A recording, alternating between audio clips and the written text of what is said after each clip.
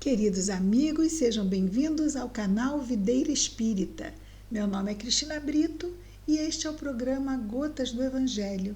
Aqui diariamente vemos as mensagens do Espírito Emmanuel recebidas pela mediunidade de Chico Xavier e reunidas no livro Pão Nosso, publicado pela Federação Espírita Brasileira. Hoje vamos ver a mensagem de número 87. Cujo título é Pondera Sempre. Pondera sempre. Então, as situações devem ser avaliadas antes de executadas. O versículo destacado por Emmanuel, palavras de Paulo. Ele está aqui neste livro, nós vemos, não é? Que, em especial aqui, como ele tem recorrido a Paulo no Pão Nosso. Bem interessante. Aqui ele está trazendo a sua segunda carta a Timóteo, a segunda carta de Paulo a Timóteo. O capítulo é o segundo, o versículo também é o segundo. E Paulo aqui diz: "E o que de mim, diante de muitas testemunhas, ouviste, confia-o a homens fiéis que sejam idôneos para também ensinarem a outros." Seja, multiplicando a mensagem. Mas ele destaca aqui alguns critérios, né? Então vejamos que o que Timóteo ouviu de Paulo, mas aquilo que ele falou diante de muitas testemunhas, porque com certeza Paulo também falou a Timóteo em reservado, talvez outras tantas coisas, mas ele diz que ele passasse a pessoas idôneas, sérias, que não quisessem tirar vantagem com aquele tipo de mensagem, porque tem pessoas que querem tirar vantagem até com as mensagens do Evangelho, tirar proveito próprio. Então, Paulo aqui pede a Timóteo que tivesse esse cuidado de confiar a homens fiéis, a homens retos, a homens corretos, que sejam idôneos. Para quê? Para também ensinarem a outros. Então, continuar esse trabalho de evangelização, de multiplicação da palavra que Jesus veio nos trazer, da palavra de Deus. E vejamos então aqui o que Emmanuel vai nos dizer sobre o versículo destacado da segunda carta de Timóteo, quer dizer, da segunda carta de Paulo a Timóteo. Diz Emmanuel então: os discípulos do Evangelho no espiritismo cristão, então está falando aqui dos espíritas, porque os espíritas são cristãos, muitas vezes evidenciam insofreável entusiasmo, ansiosos de estender a fé renovada, contagiosa e ardente. No entanto, semelhante movimentação mental exige grande cuidado, não só porque assombro e admiração não significam elevação interior, como também porque é indispensável conhecer a qualidade do terreno espiritual a que se vai transmitir o poder do conhecimento. Ora, o conhecimento realmente é um poder. Ele nos amplia a capacidade de entendermos o mundo e as pessoas. E é claro que quem mais souber, diante de quem menos souber, vai tirar partido disto, porque isso é neutro. Se a pessoa for boa, tirará bom partido disso. Mas se ela não for, como o termo que Paulo usa, não é? Se ela não for idônea, aí já vai tirar um partido egoístico, né? Um partido dos interesses imediatistas da situação. Então, é importante. Mas as pessoas não...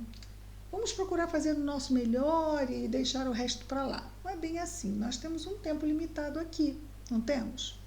Então, o ideal é que nós estejamos investindo o nosso tempo em terreno arável de frutos bons. Porque senão vamos estar simplesmente ali jogando sementes à beira de caminhos, quando poderíamos estar aproveitando melhor este tempo. Então, essa é uma advertência que eu acho muito justa. Claro, todo mundo merece receber as palavras, sejam pessoas boas ou não. Ok, ninguém discute isto. Mas, se nós selecionamos melhor os terrenos, o nosso trabalho fica com mais proveito. Vamos imaginar que temos um grupo de pessoas que já são materialistas. Ah, mas eu vou levar a mensagem, vou levar. Eles são não só materialistas, como muitas vezes sarcásticos diante da mensagem, e às vezes a pessoa fica ali querendo mostrar, ele está fazendo o quê? Está perdendo tempo. Está perdendo tempo. Poderia estar investindo na evangelização infantil, de mocidade, não é? Evangelização da família. Mas não, está ali batendo em porta que não quer se abrir para esse tipo de mensagem que é aqui o Espiritismo e o Evangelho, que está na base, não é, do Espiritismo, vão levar. Livre-arbítrio? Direito da pessoa? Claro, todo direito. Nós é que precisamos ter critério para onde vamos levar. E tem outra coisa também de quem escuta a palavra, não é? Que ele fala aqui. Ansiosos de atender a fé renovada, contagiosa e ardente. No entanto, semelhante movimentação mental exige grande cuidado, não só porque assombro e admiração não significam elevação interior. Então, também quando nós... claro que quando nós estamos a ouvir, nós não vamos pedir para a pessoa que está falando que tenha elevação interior, porque ela pode ser uma pessoa esforçada, né? Pode ser uma pessoa que está ali com todas as suas sombras, mas determinada a seguir Jesus a fim de que as suas sombras se afastem, não é? Então, essa pessoa também é digna, claro. Qual de nós não é? De nos identificarmos com uma pessoa dessa forma, né? Qual de nós pode dizer que já tem no seu íntimo elementos de tal envergadura, de nobreza espiritual? Então, nós estamos lá com os nossos esforços, não é? Mas, no entanto, também tem pessoas que podem querer usar do assombro vamos dizer assim, do impacto, né? Não só do conteúdo da doutrina, que ela traz um impacto, claro que traz, para aqueles que desconhecem, de repente saber o quanto a nossa vida é ampla, porque nós somos imortais, e o quanto estamos aqui para progredir, e o quanto nós nos comunicamos sutilmente com os desencarnados, bastando para isso a questão da sintonia. Quantas coisas que a gente fica, pois é. Mas também, muitas vezes, a pessoa que fala pode estar querendo apenas atrair atenção para si. Pode acontecer? Pode. Mas o que importa é que tanto num caso quanto no outro, tanto nós, observando aquele que fala, quanto aquele que fala, observando para quem fala, num determinado momento a gente vai perceber que não adianta insistir. Nós não temos que antever, porque é o que dissemos antes, ninguém traz na testa o que é, principalmente aqui no plano encarnado, onde existem muitas aparências, não é? Onde não devemos julgar um livro pela capa, coisas que a gente sabe, não é? Então, o que vamos fazer? A verdade, ela vai aparecer.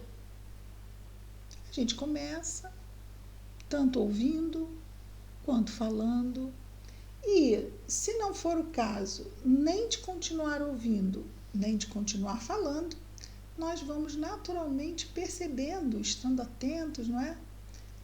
Ao que está acontecendo, ao que estamos ouvindo, como é transmitido e também para quem estamos falando, como está sendo, vamos dizer assim, acolhido, ou não. E aí, então, muitas vezes, vamos imaginar, às vezes dentro de casa. Às vezes a gente quer levar alguma coisa para as pessoas que compartilham conosco. Mas elas podem também se mostrar refratárias. Não podem? Se eu continuar insistindo, das duas, ou vou criar um clima irritadiço, porque as pessoas não querem ouvir, eu estou insistindo, ou um clima de indiferença. Nada disso, claro, é o que pretendemos. Então, principalmente dentro de casa, nós não precisamos falar. Basta o nosso exemplo. O nosso exemplo, ele vai transmitir tudo que nós queremos dizer. Vamos agir, que a nossa vida fala por nós. É claro que quem nos conhece eventualmente vai ver só um pouquinho, mas aqueles que convivem conosco vão aprender de nós, principalmente pelo nosso exemplo. Porque podem discutir com palavras, mas não se discute com fatos. E o exemplo é fato, não é? Porque não é exemplo de um dia, é o exemplo de uma vida. E a Cristina fala. Vamos deixar a Emmanuel falar, é tão melhor, né? Vamos lá. Pondera sempre. Ele vai então comentar o versículo. Ah, sim, nós até já começamos, né? Claro. Mas vamos deixar ele continuar falando. Ele continua. Claro que não nos reportamos aqui ao ato da semeadura em geral, da verdade reveladora, nem a manifestação da bondade fraterna que traduzem nossas obrigações naturais da ação do bem. E a gente vai continuar fazendo. Onde quer que seja, a gente vai continuar sendo fraterno e levar, não é? Vamos dizer assim, não em Jesus disse, mas a gente leva as ideias.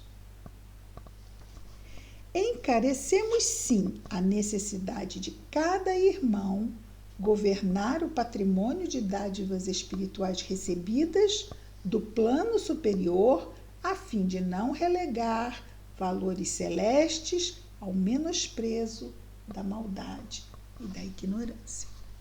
Então, muitas vezes, se nós não estivermos atentos, podemos ser envolvidos, usados, não é? Então, esse é muito importante nós estarmos atentos para podemos, né, sofrer esse tipo de tentativa, né, de envolvimento da maldade e da ignorância. Distribuamos a luz do amor com nossos companheiros de jornada. Todavia, defendamos o nosso íntimo santuário contra as arremetidas das trevas. Isso é importante na medida em que nós fazemos, seja no lar, seja na comunidade, seja no trabalho, na tarefa, nós fazemos. E vamos sofrer retaliações. Às vezes a pessoa que está sendo dura conosco nem sabe, às vezes está sendo usada, mas está sendo usada porque está em sintonia com alguma questão daquilo lá, ou pela irritabilidade, não é? Ou pelo queixume, e aí vem e pode nos atacar. E muitas pessoas se deixam abater por isso e esmorecem nesse trabalho que é construído dentro de nós e que naturalmente vaza de nós, porque quando está cheio, não é? Nós começamos a vazar, no sentido mesmo de irrigar o mundo que nos cerca.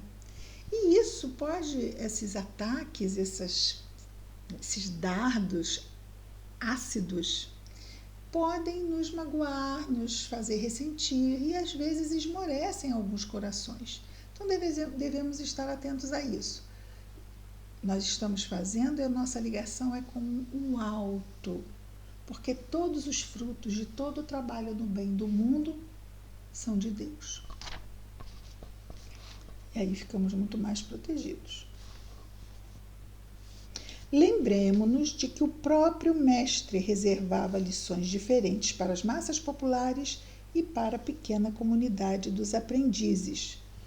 Então, a forma de falar vamos falar de uma forma para uns, de outra forma para outros. Se forem pessoas mais letradas, e às vezes até não letradas, mas conhecedoras da doutrina espírita. Você não precisa ser letrado para ser conhecedor da doutrina espírita. Então, se é um conhecedor da doutrina espírita, fala-se de um jeito. Se for um não conhecedor da doutrina espírita, fala-se de outro jeito. Se for um grupo mais erudito, usa-se um tom mais, né, uma forma de falar, mais palavras mais tratadas. Se for um grupo mais simples, no idioma também falamos de termos mais simples. Se for até mesmo com crianças, utilizamos daquelas imagens que ajudam a, trazendo para o concreto, entender melhor as questões espirituais. E muitos de nós precisamos dessa linguagem ainda, aquela que Jesus usava nas parábolas, de trazer para o concreto as questões espirituais, porque aí a gente começa a entender, agora entendi. Agora entendi, ele falou, né, do perdão, perdoar. E aí a gente vê a mulher adúltera, eles queriam apedrejá-la. E Jesus diz, aquele que não tiver pecados, atire a primeira pedra. O perdão não é bem esse? O perdão não passa por aí? Qual de nós não erra? Então, eu estou perdoando, eu estou fazendo grande coisa, e aquele que tem que me perdoar? Também grande coisa estará fazendo. Não é? E assim, e tantas situações da vida a gente diz, faz sentido. Faz sentido mesmo. Ele continua dizendo, não se fez acompanhar por todos os discípulos na transfiguração do Tabor. Ou seja, vai haver diferenças de qualidade entre nós. Porque nós estamos em graus de moralidade, espiritualidade, mesma coisa, diferentes. De uns a gente consegue tirar mais, até entre os filhos a gente vê isso. Com uns a gente consegue conversar com mais calma, com outros não tem conversa. Com uns a gente consegue mais pelo lado do sentimento, outros de jeito algum. Com uns a gente consegue ter uma conversa, com o outro a gente vai conversar e só tenta nos manipular o tempo todo. Mas não é assim. Filho é o quê? Ser humano. Nós também somos filhos de alguém, né? E ele continua dizendo. Então, na última ceia, aguarda a ausência de Judas para comentar as angústias que sobreviriam. Olha que interessante, ele fala. Vai fazer o que você tem que fazer. Só depois que ele sai é que Jesus começa a falar do que ele iria passar. E Emmanuel completa dizendo, é necessário atentarmos para essas atitudes do Cristo, compreendendo que nem tudo está destinado a todos. Então, sempre ter atenção. Vejamos que o caminho que a gente percorreu. Falar, ouvir, falar com quem? Falar de que jeito? Investir nessa conversa até onde? Realmente é bem a mensagem, né? Pondera sempre, sempre.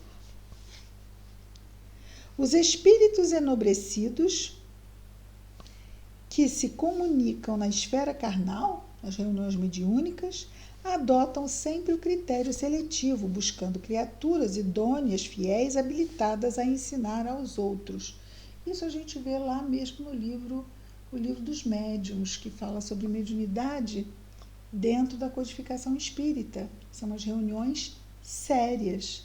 As reuniões sérias virão os espíritos sérios para comunicações sérias com fins sérios. Por quê? Porque também existem as comunicações frívolas com espíritos frívolos e médiuns frívolos com fins frívolos, fúteis.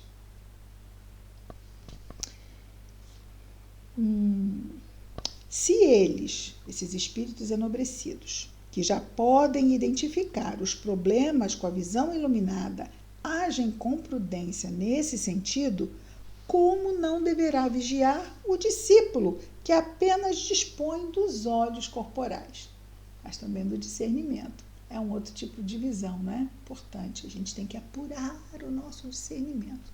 Quando ele fala pondera sempre, é discernir. Trabalhemos em benefício de todos. Estendamos os laços fraternais, compreendendo, porém, que cada criatura tem o seu degrau na infinita escala da vida. E a escala não é a escada, embora ele tenha falado degrau. Então, todos nós temos lá a nossa posição, o nosso degrau na infinita escala da vida. Não há como a gente equiparar todo mundo e fazer tudo do mesmo jeito. Nós temos que ponderar como estamos fazendo, com quem estamos fazendo, com que fim estamos fazendo, até quando vamos fazer. Né?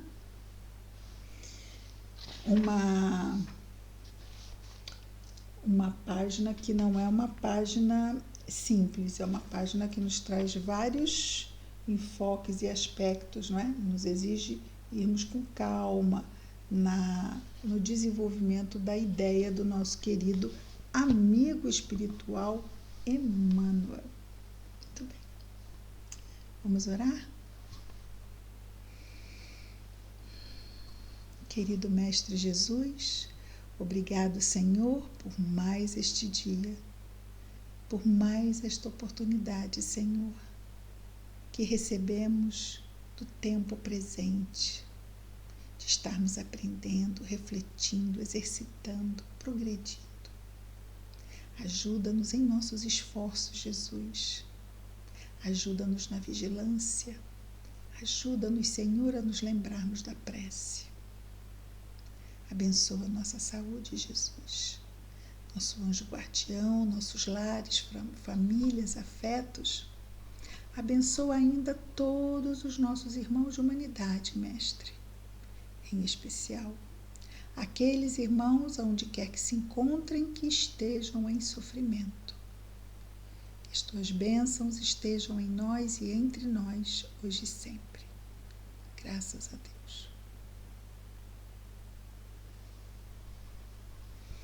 É isso, amigos. Amanhã estaremos de novo de volta com mais um Gotas do Evangelho. Muita paz a todos.